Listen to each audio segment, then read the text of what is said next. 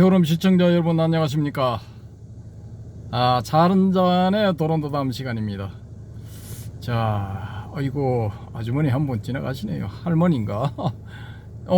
여기 앞에 자 망고, 아침에 주스 망고입니다. 망고 요거를 이마트 해운대점에서 1+1 하는 거 하나 사고, 이게 가격이 얼마냐? 750ml 짜리 두개, 이게 4,280원입니다.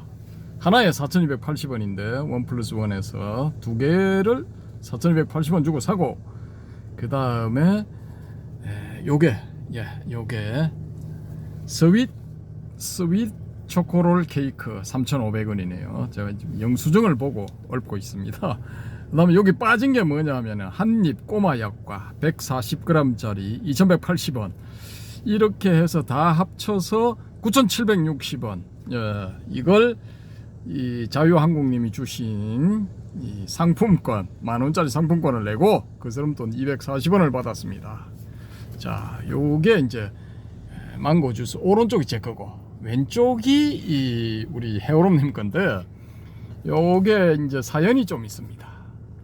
거기 그 이마트 해운대점 딱 3층에 주차를 해놓고 저 혼자 이제 사러 갔죠.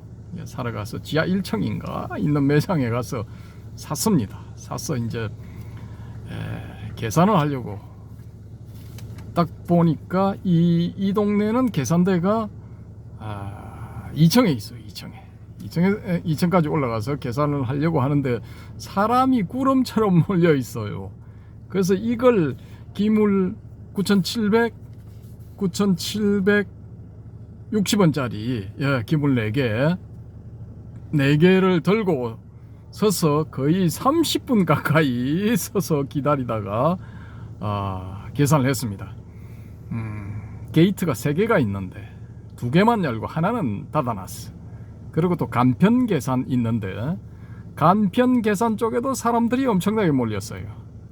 해필이면 제가 계산하러 딱 나왔을 때 무지하게 사람들이 줄을 서서 기다리고 있었어요. 그래서 30여 분 기다렸다가 30분이 조금 안 됐는 것 같네요. 한 25분 정도 기다렸다가 다시 올라와서 3층에 이 주차장에 가서 딱 이 차 안으로 들어오는 순간 바로 그냥 아침에 주스 망고를 따서 벌컥벌컥 마시기 시작했습니다. 왜냐? 에너지가 무지하게 많이 소모가 됐어. 기다린다고. 당이 필요하죠. 그죠? 그럴 때. 맛있어. 이거 아침에 주스 망고. 오, 맛있어. 자유한국님 감사합니다. 일단 뭐 그렇게 됐고 보고를 드리는 겁니다. 근데 요게 이제 4번째 만원 이 상품권을 쓴 겁니다. 3번째는 그럼 어디 썼느냐? 지지난번에 부산 북항, 부산역에서 바다 쪽으로 쭉 직선으로 뻗어 나오면은 부산 북항공원이라고 있습니다. 그 북항공원에서 또 좀 중간쯤 들어가서 쉼터가 있는데 그 쉼터에서 또 사서 마구마구 먹어대는 바람에 그때 거의 다 비스켓하고 사서 뭐 거의 다 그 자리에서 다 먹는 바람에 이게 세팅이 안 될 정도로 가방에서 망가졌습니다. 그 박스, 뭐 비스켓 박스 이런 게 망가지는 바람에 보고를 못 드렸습니다. 어쨌든 요게 이제 4번째 만원을 써서 이렇게 이제 보여드리는 거고요. 5번째는 이제 2주 뒤에 한번 보여드릴 것 같습니다.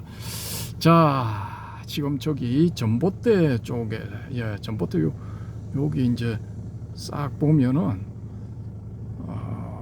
저기 한 명이 이제 헤엄을 치고 있죠. 개구리 헤엄. 제가 저걸 잘합니다. 개구리 헤엄을 그냥 한 30분 가량 할 수가 있습니다. 그냥 안 쉬고 계속 30분 가량 은근과 끈기를 가지고 30분 가량 할 수 있습니다. 자유형은 제가 정식으로 배운 게 아니라 가지고 숨을 멈추고 그냥 마구잡이로 팔을 휘둘러서 가면은 뭐 제 생각에 한 25m 금방 가더라고요. 보니까 뭐 좀 남들이 볼 때는 삐뚤삐뚤 가도 뭐 빨리 가집니다. 빨리 가지는데 이제 그런 의미에서 이번 그 파리 올림픽에서 수영에서도 금메달이 나왔으면은 좋겠습니다. 거의 불가능에 가까운데, 왜냐하면은 미국의 뭐 신장 2m 전후에 거인들이 나와서 또 호주도 또 만만치 않죠. 예, 마구잡이로 막 팔을 흔들어대는 바람에 우리는 금메달은 좀 그렇고 동메달 정도, 예, 동메달 정도 땄으면 좋겠습니다. 예, 기대하고 있습니다. 은근히 선수들 힘내세요. 예, 그건 그렇고 제가 이제 개구리 헤엄을, 바다에서 개구리 헤엄을 치는 심정으로 오늘 기장도서관에 와서 책을 한 권 빌려왔습니다. 한 권 제가 이제 곧 보여드리겠습니다. 그 기장도서관에서 책을 빌리고 그 옆에 있는 해수욕장으로 왔는데, 여기가 바로 임랑해수욕장입니다. 임랑해수욕장. 자, 지도를 한번 보여드릴게요. 우리가 와 있는 데가 어디냐? 예, 여기입니다. 임랑이라는 글자 보이시죠? 임랑. 여기가 이제 임랑해수욕장입니다. 요렇게. 자, 그리고 여기 입구에 이제 주차장이 있는데, 우리가 차를 탁 이렇게 들어오니까, 차가 싹 들어오니까 마침 이 위치에서 차가 한 대 빠져나가려고 외제차처럼 보이는 흰색 차가 빠져나가려고 준비를 하고 있었는데 잘 안 빠져나가요. 빠져나갈 듯 말 듯. 근데 이제 우리 뒤에서는 차들이 빵빵거리고 있고, 그런 대치 상태가 한 2-3분 흐르고 난 다음에 이 차가 나가고, 여기 바로 그냥 바다 쪽을 보고 차를 박았습니다. 박아 넣었어. 그냥 다른 옆차들은 지금 반대 방향으로 주차가 되어 있죠. 반대 방향, 차를 돌려서 나갈 때 편하도록. 근데 우리는 그냥 일단은 차를 박아 놨습니다. 어디 쪽으로? 바다 쪽으로. 위치가 어딘지 보여드리기 위해서, 예, 이렇게 보여드립니다. 이게 시간이 오늘 좀 되면은 저도 그냥 옷 입은 채로 한번 들어가고 싶은데 여기서 또 이제 얼른 이 한 꼭지 찍고 이동을 해야 됩니다. 이동을 해야 되기 때문에 본론으로 들어가도록 하겠습니다. 오늘 잔잔의 도론도담 제목은 신이 된 남자가 법정으로 간 까닭은입니다. 달마가 동쪽으로 온 까닭은이 아니고 신이 된 남자가 법정으로 간 까닭은이 되겠습니다. 자, 일단 책을 보여드리겠습니다. 책 표지. 자, 이렇습니다. 자, 이게 신이 된 남자를 읽기 위해 라는 이제 제목인데요. 이 책이, 이 책 앞에 이 저자가 낸 소설이 6권이 있어요. 신이 된 남자, 그게 제목입니다. 1권부터 6권까지 6권이 나왔는데요. 그 소설이 나오고 난 다음에 이 저자의 나라인 프랑스 종교계가 발칵 뒤집어졌어요. 프랑스 종교계 천주교세입니다. 천주교세인데 천주교 신부들과 수녀들이 집단으로 그냥 이 저자한테 다구리를 가했어요. 다구리를 가하면서 고소를 해버렸어. 고소를 하는 바람에 법정으로 갔습니다. 뭔 제목으로? 신성모독으로 고소를 했습니다. 신성모독으로, 불경죄 막 그런 겁니다. 예, 고소를 했는데 이 저자가 누군지 일단 제가 한번 보여드리겠습니다. 저자가 누군지. 프랑스인인데요. 요 책 날개에 설명이 되어 있습니다. 자, 이 사람입니다. 이 사람인데요. 예. 자, 잘 보이시죠? 이 날개에 나와 있는 제랄드 메사디에, 이 사람이 어떤 사람이냐? 제랄드 메사디에는 20살이 되기 전에 이미 첫 소설 왕관 없는 인물을 출간하여 세상의 이목을 받기 시작했다. 자, 이걸 계속 보면은 여러분이 뭐 피곤하실 테니까 일단은 시원한 바다 그림을 보시면서 제가 읽어드리겠습니다. 이 날개에 있는 걸.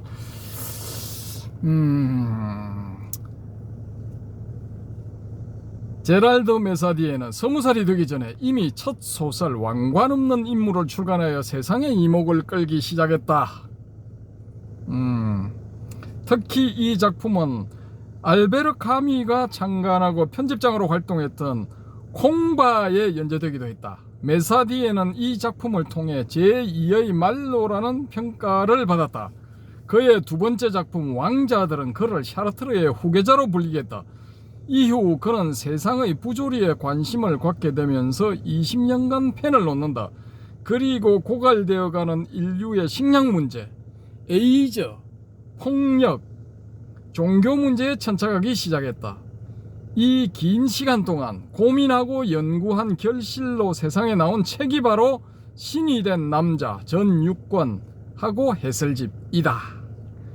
이 책을 통해 메사디에는 신격화된 예수의 삶을 지상으로 끌어내림으로써 인간적인, 너무나 인간적인 예수의 모습을 드러냈다.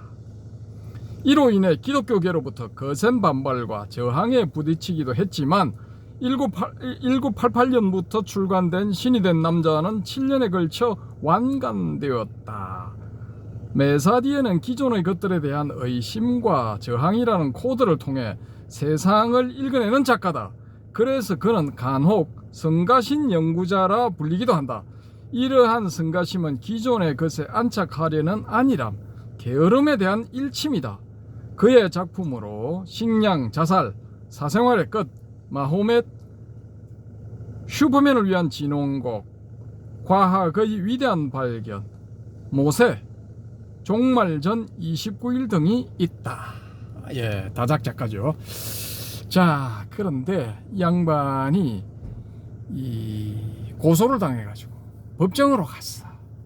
그래서 법정에서 재판을 받아야 되기 때문에 자기가 신이 된 남자라는 소설 6권을 쓴 그 과정을 전부 다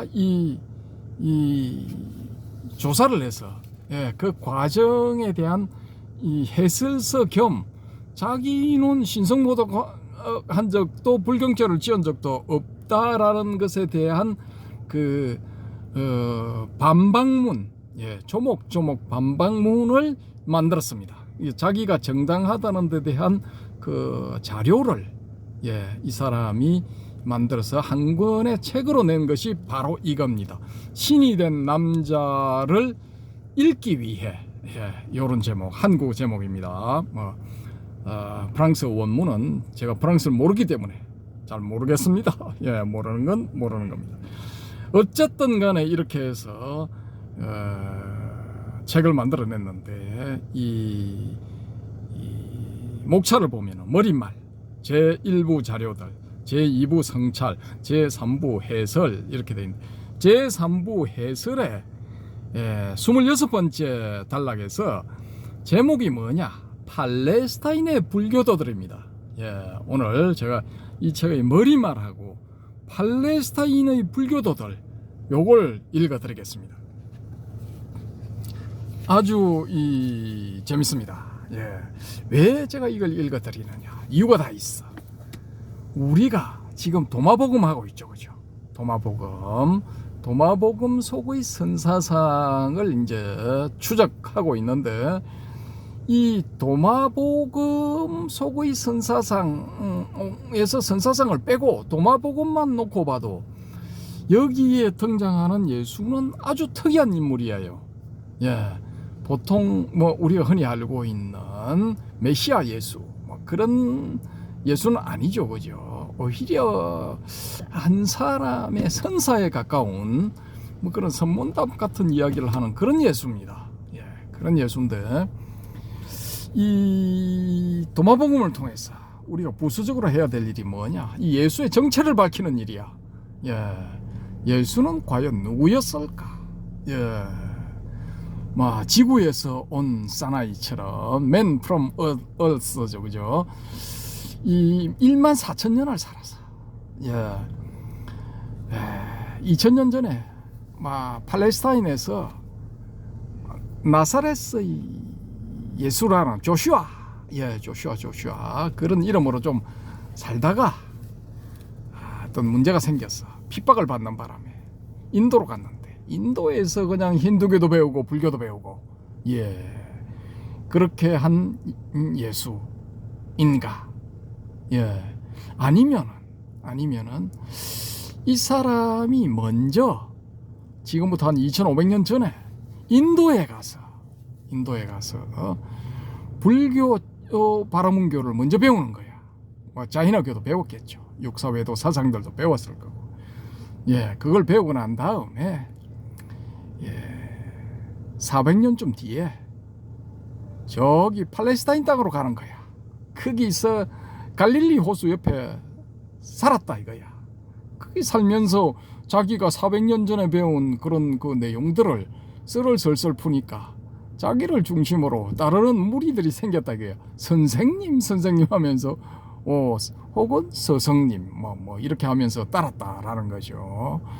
그렇게 해서 자기는 그냥 거기서 썰 좀 풀다가 그냥 또 조금 거시기 해지니까 다시 물 좋은 인도로 가자. 그렇게 해서 다시 인도로 갔는데 나중에 이야기를 들어보니까 자기가 예수라는 이름으로 이 새로운 종교의 창시자로 떠받들여지고 있다는 걸 알았다라는 거죠. 요 후자의 예수가 뭐냐 하면은 이 지구에서 온 사나이에 나오는 예수입니다. 14,000년을 산 예수. 근데 여기는 이 주인공이 뭐라고 하느냐 하면 자기가 14,000년을 살면서 만나본 인간들 중에 딱 한 사람 최고의 인물을 꼽으라면은 그 사람은 바로 고타마 시다르타 붓다였다. 근데 그 붓다한테 자기가 직접 불교를 배울 때, 가르침을 배울 때, 그 붓다가 자기 보고 한 말이 뭐냐? 당신은 뭔가 좀 특이한 사람 같다 하면서 빙그레 웃더라라는 겁니다. 그런 이제 이야기를 한 예수. 이 사람은 이 영화가 실화를 바탕으로 했다면 지금도 어딘가 살아서 어디서 살아서 돌아다니고 있겠죠. 제가 좀 전에 만났던 한 2시간 전에 만났던 이거 진짜 열을 있는 대로 받으면서 줄 수 있을 때 그 옆에 한 185cm 정도 되어 보이는 건장한 러시아인 스킨헤드족인지 머리는 100구를 쳤습니다. 한 50대 정도 50전으로 돼 보이는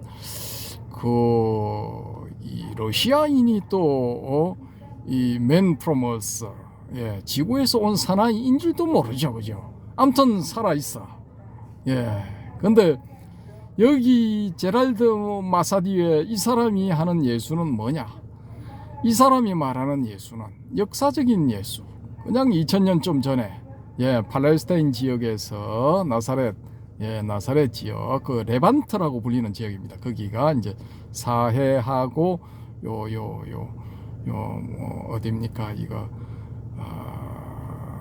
사해가 아니라 그 어디죠?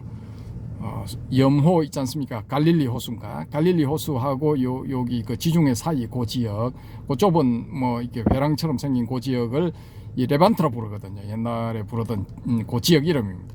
그 지역에서 20살까지 살다가 이제 20살까지는 아니죠.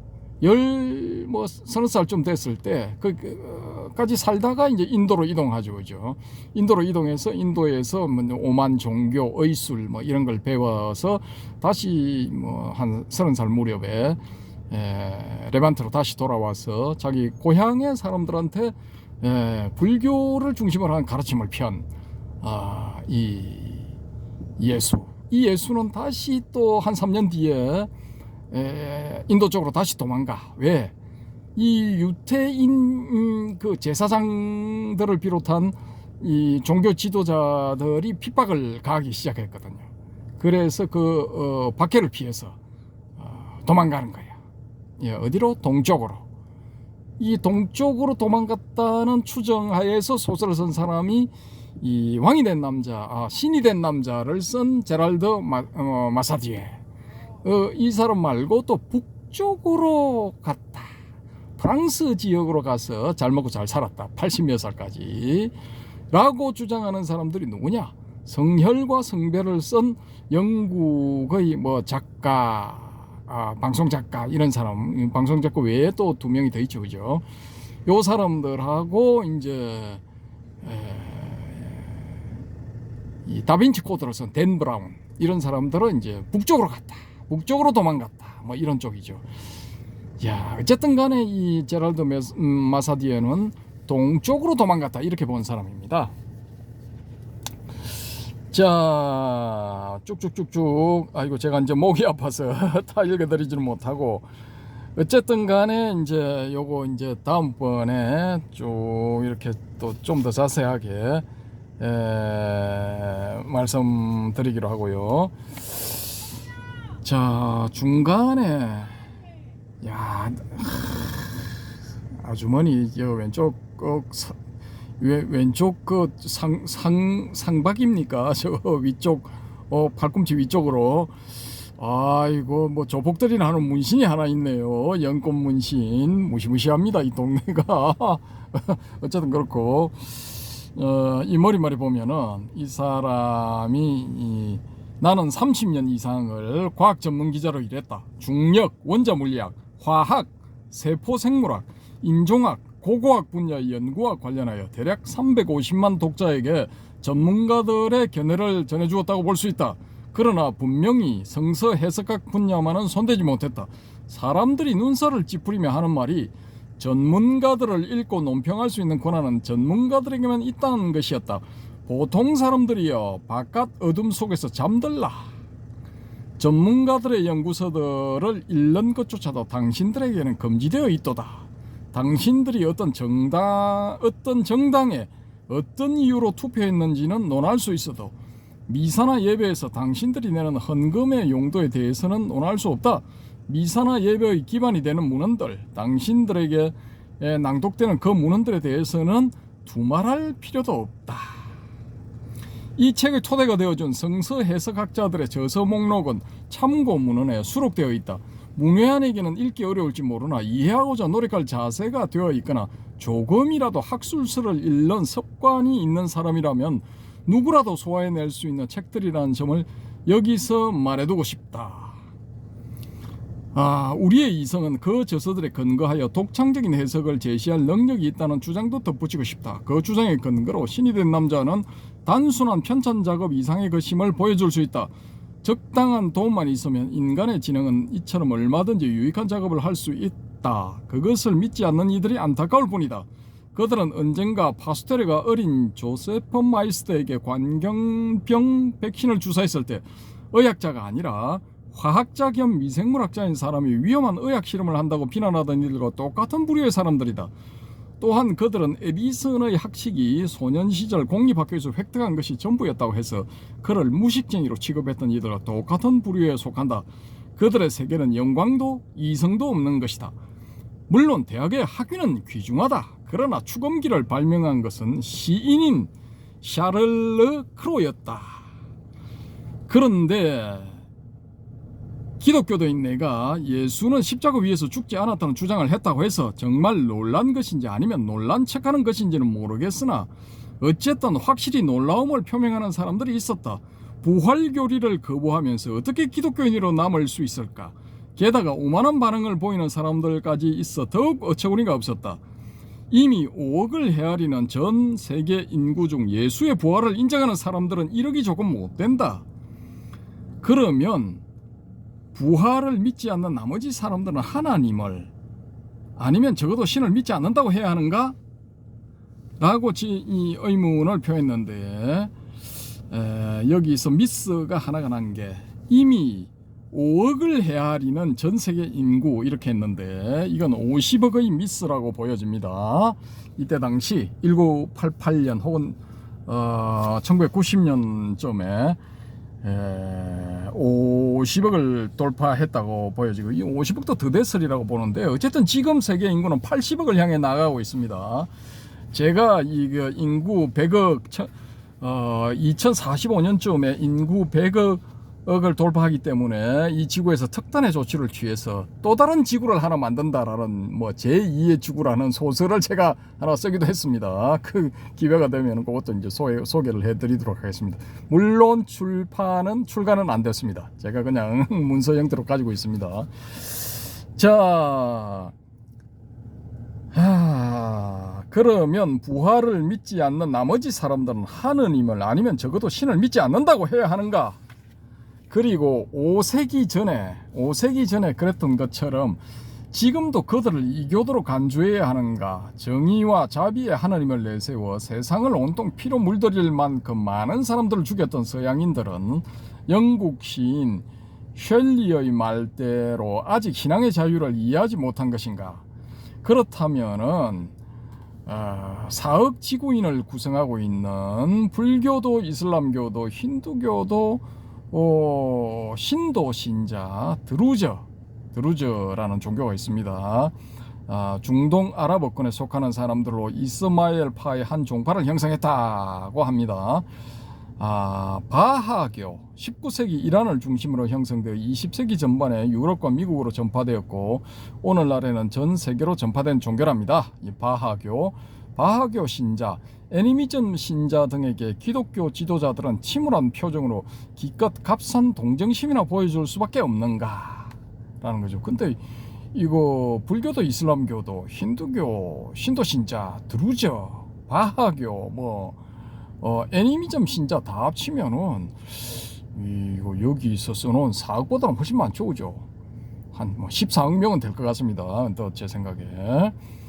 여기서 나는 다음 사실을 분명히 해두고자 한다. 우선 가톨릭 집안에서 성장한 나는 소위 천문학자들이 15억 년 전 물질을 창조했다고 말하는 하느님을 믿는 신앙인임을 다시금 명백히 선언한다.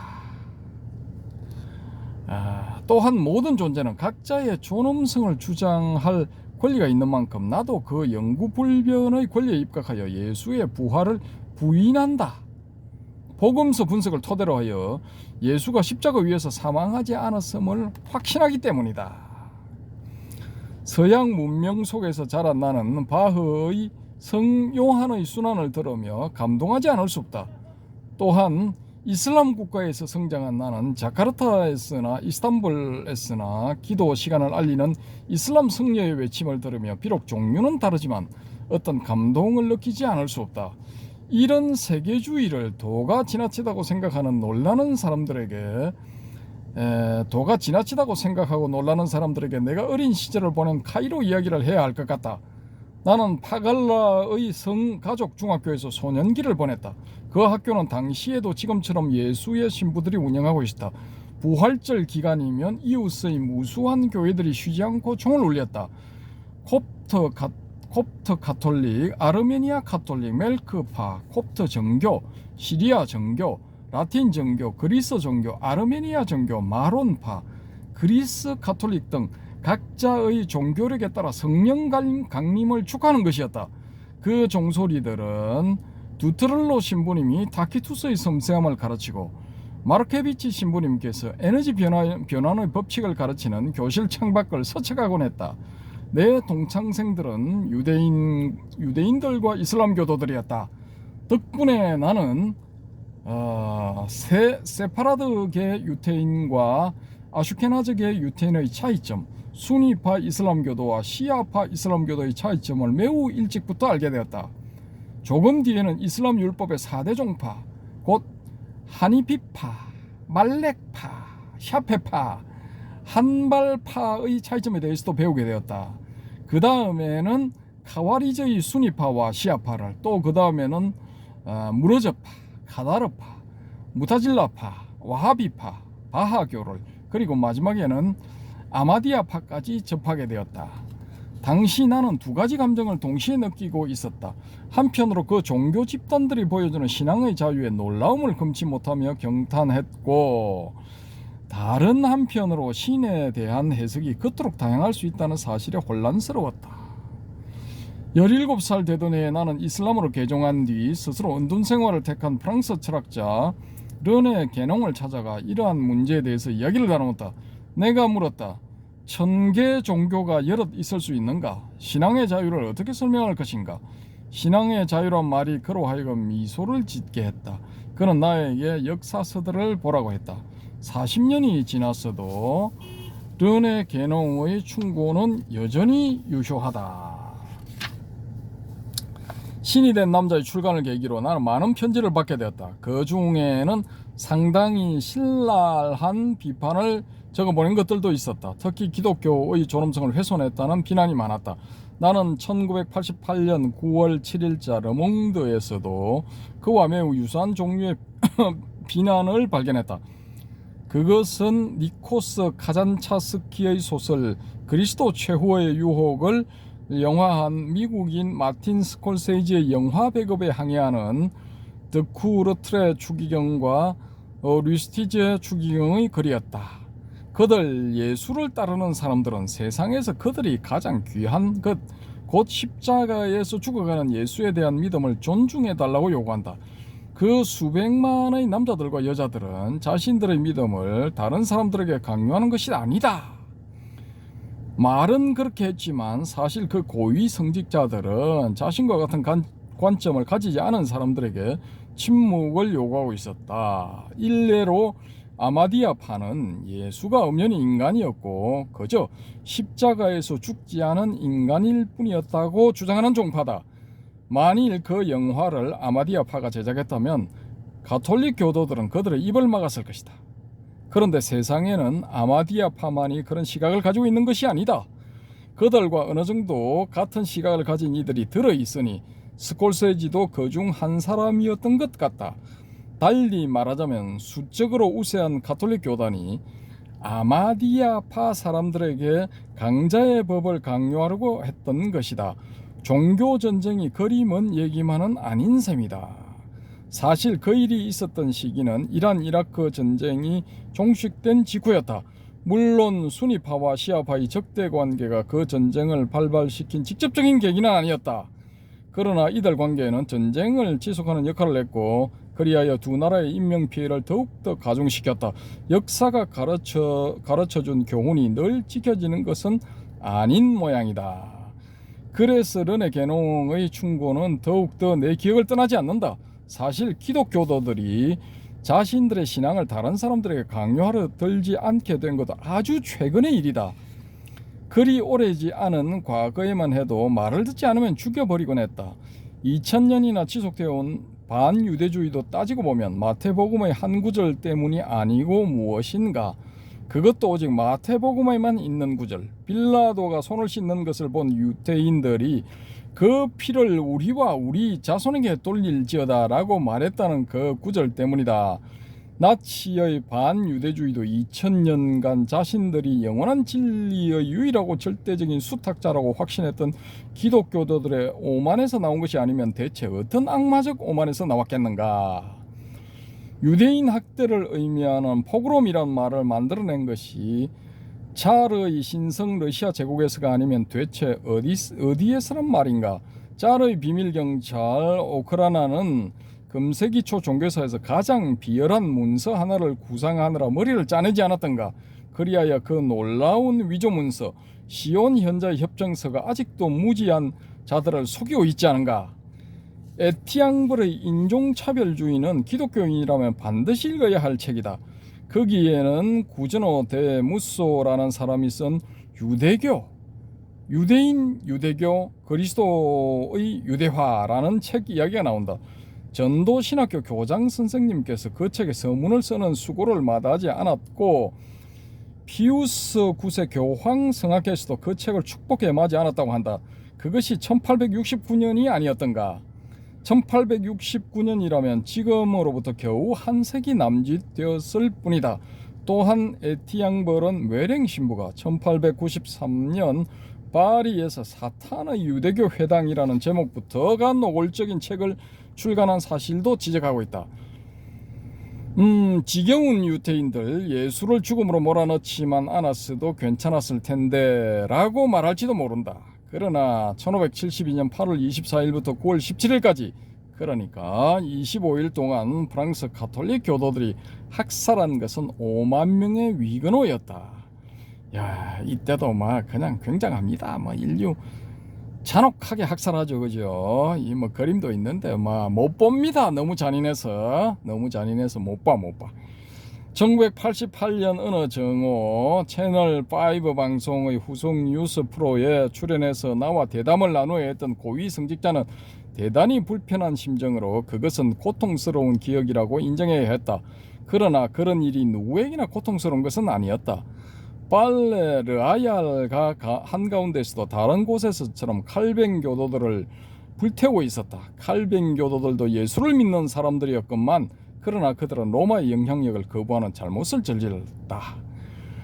칼뱅 교도들도 예수를 믿는 사람이었건만 카트린 드 메디치는 모든 가톨릭계 권력자들로부터 축하를 받았다. 심지어 교황 그레고리우스 13세는 그 위대한 업적의 경의를 표하기 위해 환희의 횃불을 밝히고 기념 메달까지 제작하도록 지시했다. 언제든 기회가 되는 대로 그와 똑같은 복사품 메달부터 만들어 신앙의 자유를 위한 기념관에 전시하는 것이 좋을 것이다. 정치적 문제라고 말할지도 모르겠다. 그러나 1685년 10월 18일 낭터 칙령의 폐지에 뒤에 일어난 신교도 박해, 개신교 교회의 파괴, 일상적인 가렴주구 등은 안타깝게도 프랑스 지식층의 상당수를 독일과 스위스로 쫓아버렸다. 30만 명에 가까운 숫자였다. 거기에 정치적 이유는 없었다. 남은 사람들은 개종했다. 이 개종 안 한 사람들 30만 명의 지식층이 프랑스에서 독일과 스위스로 망명을 해버렸다. 뭐 그런 이야기입니다. 혁명기의 공포정치는 1793년 9월 5일부터 1794년 7월 27일까지 지속되었다. 그동안 단두대로 보내진 몰락 귀족의 수는 1400명이었다. 그것은 신앙과는 무관한 일이었다. 반면 종교재판은 10세기 말에 시작되어 1808년 스페인에서 나폴레옹이 금지령을 내릴 때까지 지속되었다. 그동안 얼마나 많은 사람들이 무신론자, 신성모독, 이교도, 분열분자, 마녀 등의 죄목으로 교수형, 화형, 능지처참에 처해졌는지는 셀 수도 없다. 그런 학대 행위는 종교계도 죄악시했을 것이라고 생각할지 모르지만 전혀 그렇지 않았다. 1813년 코르테스가 종교재판은 위헌이라고 선언하자 종교재판이 진행되는 동안 오직 피고에게만 불리한 정인들만 인정되었고 변호사의 변호는 한 번도 받아들인 적이 없었다. 1813년 코르테스가 종교재판은 위헌이라고 선언하자 바티칸은 너희는 살인하지 말라는 계명을 무시한 채 예수의 이름을 내세우며 강력하게 항변했다. 바티칸은 너희는 살인하지 말라는 계명을 무시를 했다 이거죠. 무시를 한 채 예수의 이름을 내세우며 강력하게 항변했다. 나는 여기서 칼라스의 성자서품을 요구하는 바이다. 칼라스는 누구냐?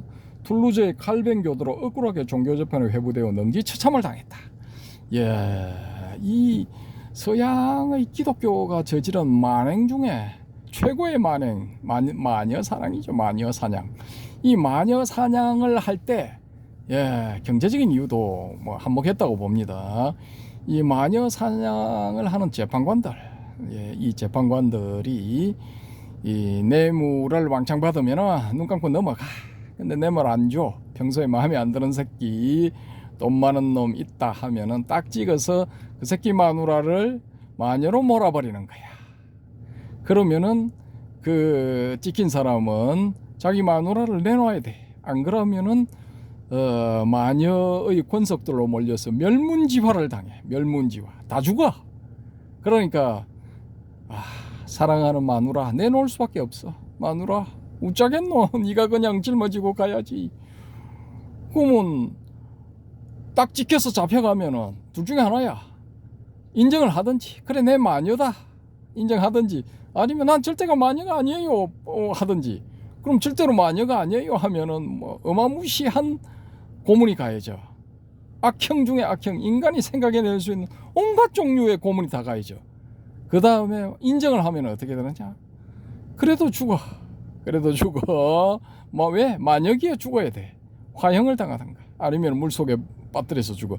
그 자비를 베푼 거예요. 안 그러면 온갖 고문 끝에 그걸 못 뱉어 죽을 때까지 계속 고문을 가하는 거야. 이런 악랄하고 악독한 자들이 누구냐? 중세 한 800년 동안 천주교 신부, 사제 요런 놈들이었다는 거야. 요 쌍놈의 새끼들. 반성해야 됩니다. 아주 인류의 최대 기생충들이었죠. 요것들. 이거 진짜 욕을 제가 좀 해야 되는데 안 하겠습니다.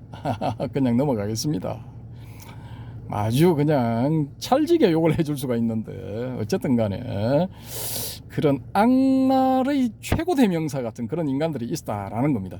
근데 이 제랄드 마사디에는 이 신이 된 남자를 읽기 위해라는 책의 머릿말에서 아주 그냥 부드럽게 표현을 하고 있습니다. 자, 제가 계속 읽겠습니다. 유대인, 신교도, 수상적인 기독교도 중에 누구도 소위 예수에 대한 헌신에서 말미암았다는 그 열병을 피할 수 없었다. 종교 재판하는 게 예수에 대한 헌신이다 이거지. 일마들은 핑계 좋죠, 그죠? 예수만 내세우면 뭐 온갖 죄를 저질러도 다 그냥 용서가 되는 거야. 면죄부야. 예. 교황 우르바누스 2세가 그리스도의 이름으로 부추겼던 첫 번째 원정에서 예루살렘의 기독교 왕국이 몰락하면서 막이 내린 1291년의 마지막 원정까지 총 8차례에 걸친 십자군 원정이 종식될 무렵에야 비로소 서양의 기독교 세계는 자신의 신앙을 이슬람교에게 강요한다는 것이 부질없음을 깨닫게 되었다. 오히려 이슬람의 술탄 살라딘이 초록 초승달을 상징으로 삼으며 자비의 개념을 창하는 것을 보고 거기서 적십자의 개념을 도출하게 되었다. 참 재미나죠. 그 후에는 총기의 힘을 빌려 미국 인디언들에게 자신의 신앙을 강요했다. 이때 이 미국으로 건너간 신교도들, 유럽의 탄압을 피해서 메이플라워호입니까? 그걸 타고 미국으로 건너간 이 청교도들, 신교도들, 이 사람들이 이 지금의 현재 뭐 보스턴 지역인가 뭐 뉴욕 지역인가 거기 상륙을 해서 환영하는 인디언들을 그 며칠 뒤인가부터 학살을 시작해서 아메리카 인디언들을 죽인 규모가 1000만 명이 넘는다나 뭐 한번 1000만 명 육박한다나 뭐 그렇답니다. 마무시하게 죽였죠, 그죠? 이거 대량 학살이죠, 그죠? 제노사이드. 이런 악랄한 짓을 저질렀습니다. 구교도든 신교도든. 구교도는 신교도를 상대로 극악무도한 짓을 저질렀고 또 싸우면서 배운다고 했는지 이 신교도들은 또 미국에서 신대륙, 아메리카 대륙에서 아메리카 인디언들을 무자비하게 죽였죠. 무려 1000만 명이나 육박한답니다. 대단합니다, 기독교. 자, 프란체스코 수사 베르나르디노 대 사아군, 베르나르디노 대 사아군이네요. 뉴 스페인의 전반적 실상사를 다시 읽어보라. 이 사람이 쓴 수사, 프란체스코 수사인 베르나르디노 대 사아군이 쓴 뉴 스페인의 전반적 실상사를 다시 읽어보라. 그러면 왜 새삼스럽게 종교재판까지 동원되어 그 책을 50년간 판금시켰는지 이해할 것이다. 처음에 사하군은 집필을 방해받지 않으려고 아즈텍 언어인 나후아트를 사용했을 정도였다.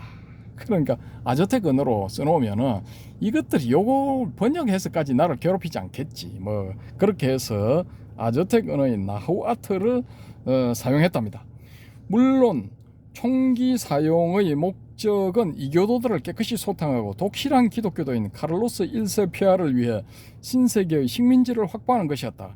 하기야 스페인 왕위에는 이미 고약한 과거가 얽혀 있었다. 가톨릭 교도 페르디난도라 불렸던 스페인 왕은 자신도 유태인이면서 스페인에서 유태인 추방령을 내렸다. 그것이 1492년이었다. 1492년 어디서 많이 들어본 연도 아닙니까? 이게 바로 콜럼버스가 신대륙 아메리카를 발견했다는 연도입니다. 1492년. 요때부터 딱 100년 지나서 1592년 극동의 조선에 무슨 일이 있었다? 임진왜란이 일어납니다. 임진왜란. 이 1492년의 100년 전인 1392년에 무슨 일이 있었다? 조선이 건국을 합니다. 조선은 건국한 지 200년 만에 임진왜란이라는 초유의 일을 당하게 됩니다. 예. 이게 1392년, 1492년, 1592년, 예, 100년마다 지구상에 좀 큰 일들이 있었습니다. 자, 1492년이었다. 이는 신대륙 발견의 해이기도 하니 묘한 우연의 일치다. 가톨릭계의 거물들이 자신들의 존엄성을 존중해 달라고 주장하고 예수를 자신들만의 소유물로 생각하는 것을 보면 그들은 아무래도 기억력이 나쁜 것 같다. 예수는 누구에게도 속하지 않았다. 그는 모두에게 속해 있다. 누구든 언제나 자신의 양심에 따라 그 경이로운 유대인의 인물됨을 연구할 수 있는 권리가 있다. 그는 1세기경 바리새파에 대항하여 일어섰다. 그리고 경전을 글자 그대로 숭배하는 미신적인 믿음에도 반항했다. 야, 이 사람 제랄드 파사디에, 예, 마사디에입니까? 이 말 마음에 들어. 경전을 글자 그대로 숭배하는 미신적인 믿음에도 반항했다. 이 불교계도 이거 있죠. 경전을 글자 그대로 숭배하는 미신적인 믿음을 하는 사람들, 초기 불교하는 사람들, 예, 저는 이렇다고 봅니다. 자, 살짝 저는 솔직히 말씀드리면 맛이 같다고 봅니다. 그래도 이 불교가 망해가는 이 시점에 뭐 그쪽이라도 살아남아야 명맥을 이어가지 않겠습니까? 대성불교는 이제 막 갔습니다. 왜? 구성원들이 형편없어. 예, 일단 기본적으로 저기 이 한국 초기 불교 구성원들에 비해서 수준들이 떨어져. 예, 일반적인 지적 수준이 떨어져. 그 인정해야 됩니다. 그 소위 말하는 말뚝신심이라고 불리는 우리 그 보살님들의 시대에 저물고 있습니다. 예, 그 보살님들 국졸, 중졸, 고졸, 예, 그게 답니다. 예, 고졸 몇 명 안 돼. 예, 그게 답니다. 개 중에는 뭐 대졸도 있습니다. 극히 드물어. 근데 그런 대졸인 그런 분들도 그런 미신적인 요소가 좀 심해. 왜냐? 이성을 가동을 시켜야 되는데 막무가내로 소위 말하는 말뚝신심, 장점도 있지만 단점도 있죠, 그죠? 그런 보살님들의 시대가 저물고 있습니다. 왜냐? 10년, 20년 안에 막 다들 뭐 용선 타고 저 세상으로 극락으로 가시지 않습니까? 그럼 남아있는 사람 누가 있어? 이제 뭐 10년, 20년 지난 다음에 7, 80대는 불교 신자 극히 드물어. 거의 없어. 교회 나가고 성당 나가지. 절에는 잘 안 가. 개점 휴업이야. 저런 뭐 그런 상태가 고도입니다. 제가 그렇게 만든 거 아닙니다. 저는 거기에 대책을 세워야 된다고 20, 30년 전부터 틈나는 대로 사람들한테 경고를 했는데, 그렇게 말하면 윗손님들이 저를 이교도 보듯이 불교를 망치려고 수상한 소리를 하는 그런 자처럼 그런 가자미 눈으로 쳐다보는 사람들이 대부분이었습니다. 대부분 그 스님들 이제 때가 도래했습니다. 예, 드디어 이제 서서히 망조가 나타나기 시작했다. 그 제가 만든 거 아닙니다.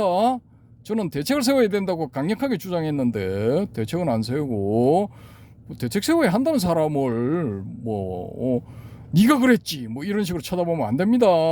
예. 자, 이제 마사디의 머릿말 끝나갈 때 다 돼갑니다. 지루하지만 조금만 더 들어주십시오. 자, 경전을 글자 그대로 숭배하는 미신적인 믿음에도 반항했다. 전통은 그러한 미신적인 경외감에서 오는 믿음을 부추겼지만 그는 분명 거기에 반대했다. 사람들은 그런 사실을 너무 쉽게 잊어버리고 만다. 하지만 이제는 가톨릭 교리를 믿지 않는 사람들도 얼마든지 존중받으며 책으로든 영화로든 예수에 대한 나름대로의 생각을 표현할 권리가 있다는 사실을 되새길 때가 왔다.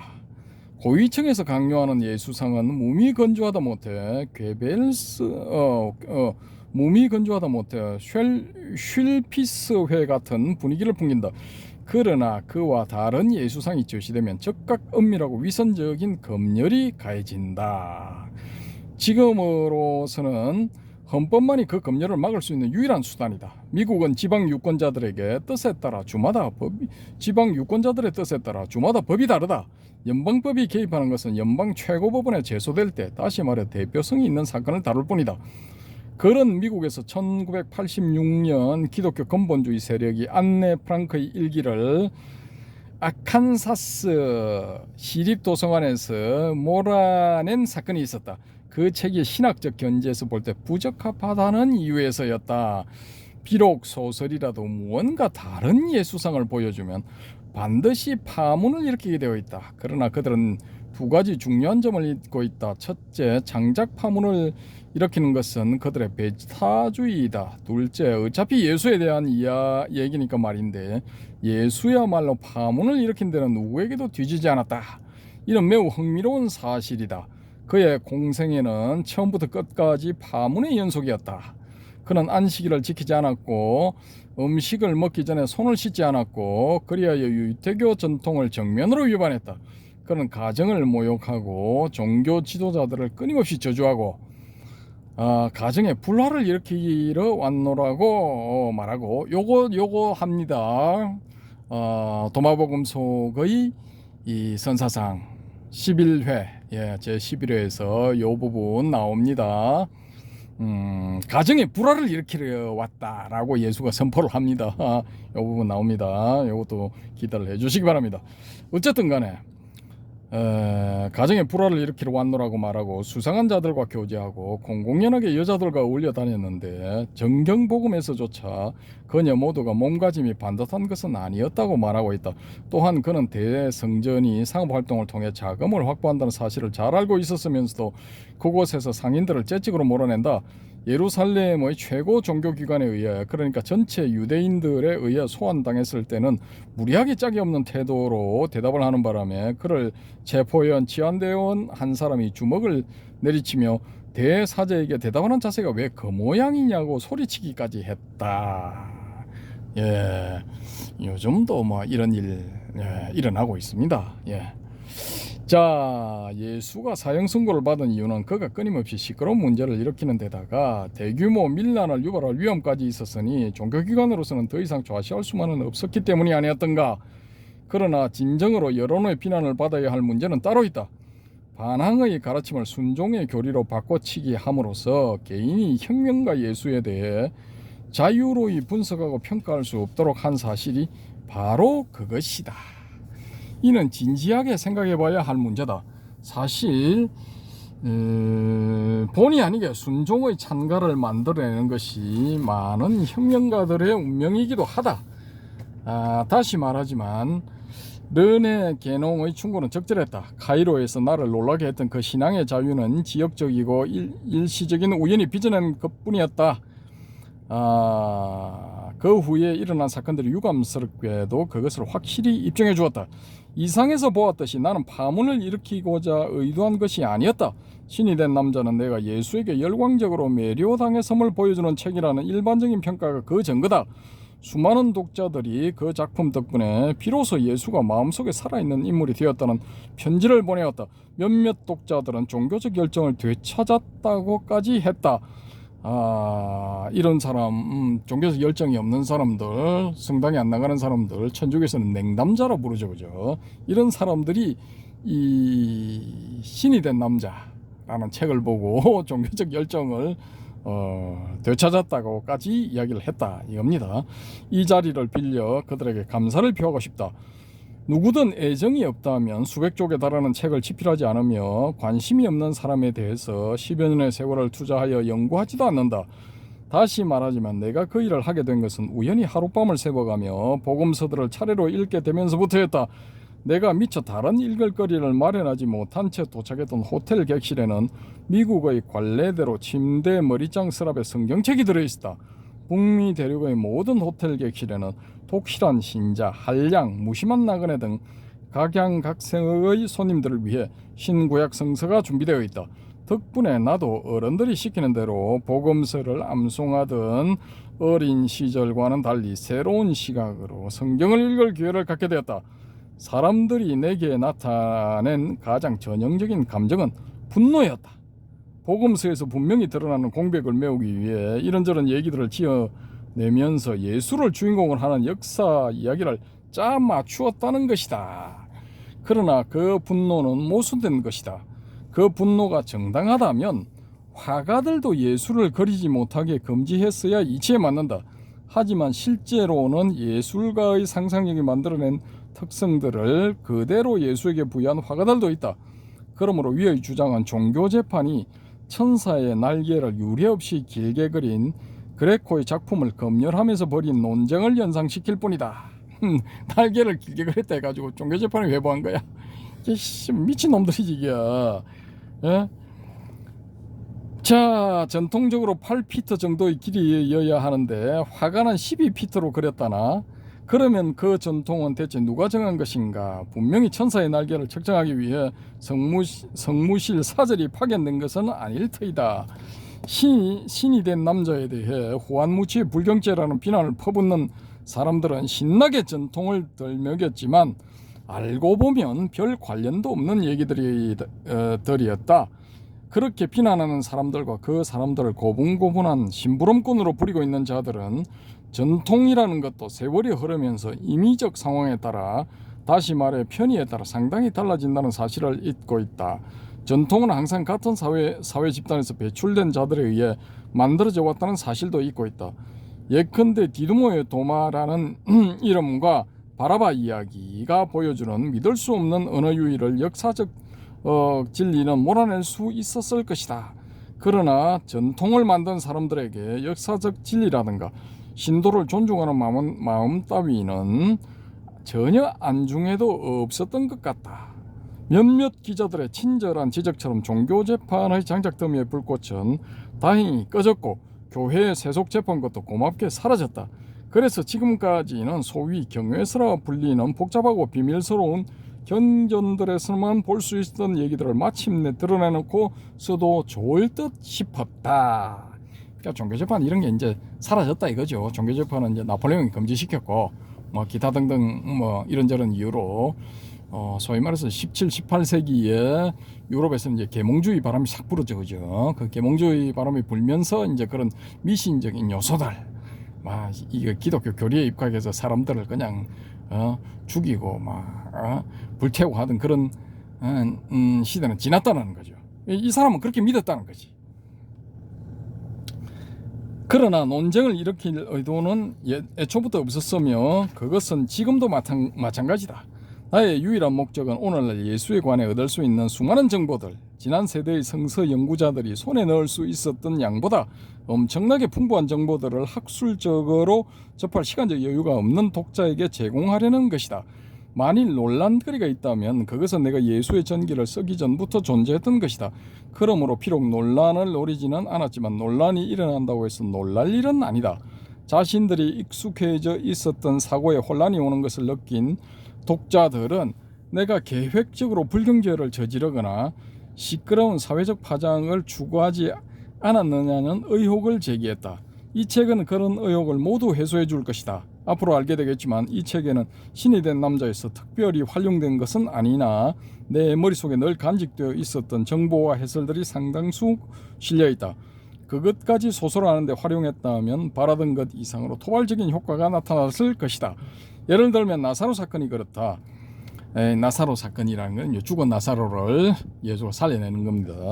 그래서 나는 그런 내용들을 이 책에서 따로 다루는 것이 더 좋겠다고 생각했다. 여기서는 감정보다 비판 정신에 호소한다. 따라서 가장 전통적인 기독교에 집착하는 독자들도 비교적 힘을 덜 들이고 읽을 수 있을 것이다. 물론 전통의 지나친 보수주의를 한탄하는 신학자도 한두 명이 아니다. 나는 이 책이 박식함이나 자기 변호의 기회가 아니라 예수에 관한 별개의 책으로 읽히기를 원한다. 이 책을 쓴 것은 신이 된 남자를 읽으며 때로 당혹감을 느낀 독자들을 위해서이기도 하지만 직접 몇 년씩 투자하여 연구하지 못하는, 그래서 나의 연구 결과가 책으로 엮어져 나오기를 기다리는 독자들을 위한 것이기도 하다. 하여튼 이 책 역시 신이 된 남자에 못지않게 예수에 대한 존경심을 여실히 보여줄 것이다. 이미 언론에서 밝혔던 사실이지만 다시 말하자면 나는 예수라는 인물을 정말 경이롭다고 생각한다. 그는 나의 마음속에 경탄과 열정을 불러일으켰다. 그것이 나로 하여금 그의 가르침과 모순을 연구하느라 10년 이상의 세월을 보내게 만들었다. 요게 이제 머릿말입니다. 머릿말 끝났고, 자 이제 뭐 간단하게 요약하면 그렇습니다. 이거 저걸 썼다 이거죠. 6권짜리 소설 신이 된 남자를 쓰니까 프랑스 기독교계, 특히 천주교 쪽의 뭐 신부, 수녀 이런 분들이 그냥 벌떼처럼 들고 저놈 죽여라 했다라는 겁니다. 저놈 죽여라. 근데 그게 이제 재판으로 흘러가니까 이 사람이 이제 거기에 대응책으로 막 이런저런 걸 준비하다가 얘라 이걸 책으로 내자. 뭐 그렇게 해서 책으로 낸 건데 이 사람 주장 요지는 뭐냐? 종교 재판하던 그런 시대는 끝났다라는 겁니다. 그리고 일반인들도 이제 대학 교육을 받던 소위 말하는 지성인들은 좀 보면은 이제 안다라는 거죠. 이게 헛소리를 하는 건지 뭐 신부나 수녀 사제들이라 해서 이 사람들 말하는 게 전부 진리는 아니다라는 겁니다. 그 사람들이 잘못 알고 있었을 수도 있고 원래 그 사람들이 말했던 그 내용이 원래 필경사가 쓸 때 이게 오해를 해가지고 잘못 썼을 수도 있다 뭐 이런 겁니다. 예, 그러니까 정신 똑바로 차리고 공부를 하면은 누구든지 진실에 접근할 수 있다 뭐 그런 내용이죠, 그죠? 자, 이제 마지막으로 팔레스타인의 불교도들 175. 예, 이거 한 페이지니까 금방 끝납니다. 지금 1시간이 조금 넘었는데 제가 이거 찜통 차 안에서 지금 뭐 에어컨이 나오는가 마는가 해서 지금 뭐 온몸이 지금 땀범벅이 되어가면서 지금 이거 읽고 있는데 예, 어쨌든 간에 조금만 참아 주십시오. 175 금방 끝납니다. 팔레스타인의 불교도들 이들의 존재는 여러 가지 사실에 입각해서 세운 가설이다. 인도에 크게 뿌리를 내리며 기원전 480년부터 존재해온 불교가 서방 세계에 알려져 있었다는 것은 분명한 사실이다. 2세기 플라비우스 아리아누스는 알렉산더 대왕의 영웅적 행로를 수행했던 크레타 항해사 네아르코스의 말을 인용하여 인도인들은 자신들을 정복한 대왕에게 수동적 철학에 입각한 저항정신을 보였지만 그래도 알렉산더는 그들을 찬양했다는 얘기를 전해주고 있다. 스트라보도 지리학 제15권에서 네아르코스의 이야기를 전해주고 있는데 그에 따르면 알렉산더가 불교성 칼라누스를 설득하여 척근으로 삼았다고 한다. 그 외의 다른 증언은 남아있지 않지만 알렉산더의 조정에 낯선 종교의 성녀가 참여하고 있다는 사실과 그 성녀가 전해주는 붓다 이야기는 틀림없이 사람들의 관심을 끌지 않을 수 없었을 것이다. 어쨌든 적어도 4세기 말부터는 서방세계도 막연하게나마 불교에 대해 인식하고 있었다. 지중해와 아시아를 연결하는 상업로들도 불교와의 지속적인 접촉을 도왔다. 마하야나 불교로 개종한 쿠샨족은 쿠샨족, 카니시카 대왕이죠, 그죠? 이 카니시카 대왕과 밀린다라는 성녀의 문다, 예, 밀린다 팡아, 그게 그 내용입니다. 참고하시고. 불교로 개종한 쿠샨족은 카스피의 남쪽과 남동쪽에서 히르카니아족과 손을 잡고 크테시폰까지, 다시 말해 로마의 피보호국이었던 파르티아와 아르메니아까지 영향력을 미치고 있었다. 그들이 사용하던 화폐가 영국과 스칸디나비아에서도 발견되고 있으니 여행도 무척 많이 한 모양이다. 특히 그들의 유리 제품은 대단히 평판을 얻고 있었다. 이런 종류의 유리 제품이 신라의 수도 경주까지 흘러들어왔다. 뭐 이런 게 지금 서서히 밝혀지고 있죠, 그죠? 말하자면 그들은 로마 제국 전역을 돌아다니며 불교를 전파하는 무임소 포교사들이었던 셈이다. 인도인들 역시 여행을 했다. 스트라보, 폴리니우스, 플로루스는 인도인들과 실론인들이, 스리랑카인들이 기원전 25년부터 로마에서 외교적 업무를 수행했다고 한다. 또 디온 크리소스토머스는 서기 69년에서 79년에 걸친 베스파시아누스 치세에는 그들이 축제 참여차 알렉산드리아에도 와 있었다고 전한다. 그러니까 벌써 이거 기원전 한 2, 3세기경부터 이 불교 성녀들이 이제 유럽 남부 지역에 출몰을 했다, 그런 이야기입니다. 요건 이 마우리아 왕조 아쇼카 대왕, 포교사를 파견한 시기랑 뭐 좀 비슷하죠, 그죠? 시기적으로. 자, 그 다음에 조금 더 지나면은 수출입이 모두 매우 활발했던 노예매매도 불교를 알리는 데 기여했음이 분명하다. 심지어 오비디우스까지 불교시 몇 구절을 알고 있지 않았던가. 따라서 1세기 팔레스타인에 불교도들이 정착해 살고 있었다는 얘기는 대단히 설득력이 있다. 서기 19년 도마가 인도인들을 개종시키려 떠난 것도 막연히 결정한 행동은 분명 아니었다. 이게 다 이제 인과관계가 있다라는 거죠. 여기는 서기 19년에 도마가 인도인들을 개종시키려 떠났다. 뭐 이렇게 돼 있죠. 이게 이제 여기서 나온 도마는 도마복음의 그 도마올시다. 이 재밌죠, 그죠? 자, 이게 여기 이제 이 사람이 왜 팔레스타인의 불교도들에 대해서 언급을 했느냐? 이 사람이 쓴 신이 된 남자 제1권 266에서 277쪽에 소설에서 이제 불교도들이 등장하기 때문입니다. 팔레스타인 지역에 예수 이전에 이미 이 사람들이 출몰을 했다라는 겁니다. 어쨌든 간에 뭐 이상으로 신이 된 남자를 읽기 위해라는 책의 일부 내용들만, 극히 일부 내용들만 말씀을 드렸는데, 요게 토탈 지금 페이지가 어떻게 되느냐? 마지막 페이지가 467페이지입니다. 제법 두꺼운 책이죠, 그죠? 467페이지짜리 두꺼운 책. 신이 된 잘 안 보이네. 신이 된 남자. 남자를 읽기 위해 두껍죠, 그죠? 근데 제가 왜 이걸 읽어 드리느냐? 제가 이제 한 10년 좀 됐습니까? 그때 이제 대성불교 창시자는 예수였다. 예수가 대성불교를 창시했다. 이런 내용의 글을 써서 이제 교보문고에 결국은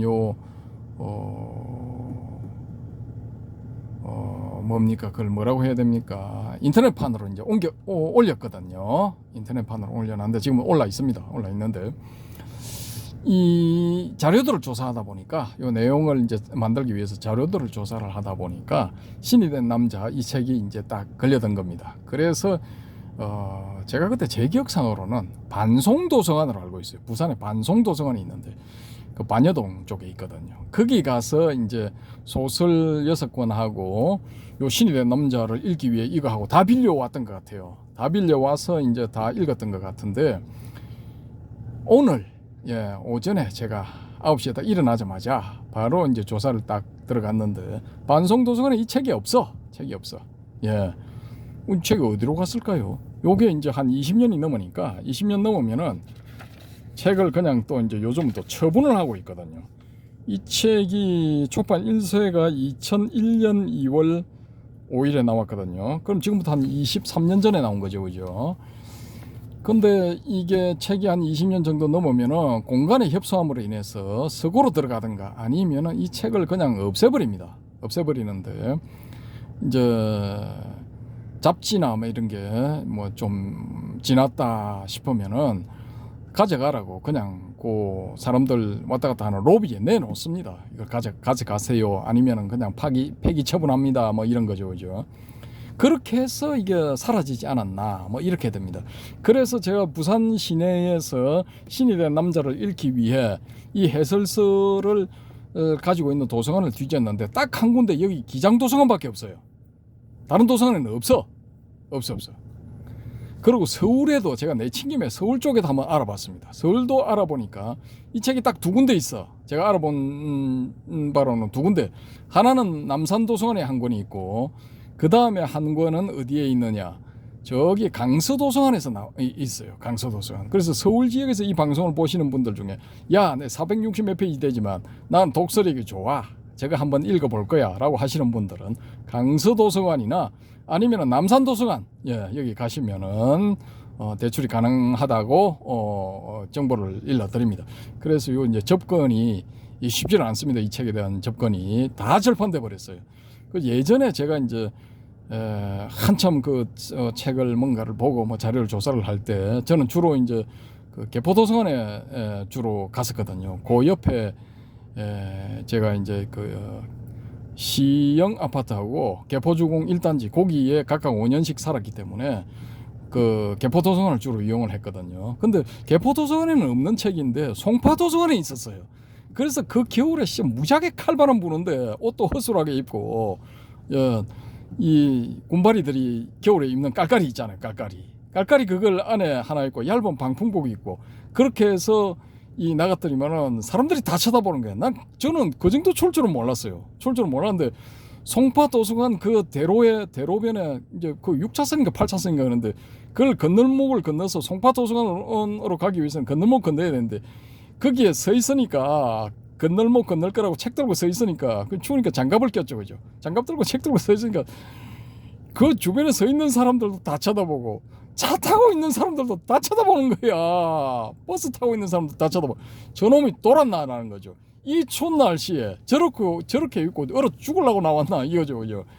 그래서 제가 이제 그거는 기억을 하고 있습니다. 그렇게 해서 송파도서관에 가서 이제 책을 반납을 하고 했는데 저는 송파도서관이 그때 최신 도서관이니까 그때는 최신이었거든요. 근데 지금도 이제 뭐 다른 데 비하면 조금 이제 최신이니까 거기에는 있을 거다라고 이렇게 보고 검색을 해봤는데 송파도서관에도 없습니다. 없어. 현재 없고 개포도서관은 조그만해요. 근데 그 주변에 이제 그 개포주공 1단지 재건축이 완료가 돼가지고 뭐 몇십 층 들어서고 시형 아파트도 몇십 층 들어서고 뭐 인구가 훨씬 많아졌거든요. 많아지니까 이 도서관을 새로 짓는다고 지금 뭐 3년짜리 공사인가 뭐 그거 하고 있는 중이라 가지고 딴 도서관에 가셔야 돼. 그래서 강서 도서관하고 남산 도서관 외에 다른 도서관에도 이제 검색을 한번 해보시고 뭐 서울은 도서관이 뭐 한 제가 알기로는 공공도서관 한 50개 되는 걸로 알고 있거든요. 교육청 소속 뭐 시 소속 해가지고 한 50여 개 되는 걸로 알고 있는데 쭉 검색을 해보시고 아니면 대학 도서관 있죠. 대학 도서관. 대학 도서관 주로 또 검색해 보시면 요게 나올 수도 있습니다. 그래서 일단은 그런 희소성을 띠기 때문에 제가 시간이 좀 걸려도 읽어드린 겁니다. 읽어드린 건데 그 점을 이제 양해를 해 주시기 바랍니다. 지금 1시간 20분 20초 21초 지나고 있는데요. 임랑도서관에서 전해드린 신이 된 남자가 왜 이 재판장으로 갔나 법원으로 갔나 거기에 대해서 말씀을 드렸습니다. 뭐 좀 길었는데요. 감사드리고 임랑도서관이 아니고 임랑해수욕장. 기장도서관이고 임랑해수욕장입니다. 죄송합니다. 임랑해수욕장. 저 바나나 보트도 금방 지나가고 그렇네요. 아이고 시원하겠습니다. 저는 지금 사우나 중입니다. 사우나 중. 저도 뭐 맑은 공기를 좀 쉬어야 되겠습니다. 이상으로 마치겠습니다. 감사합니다.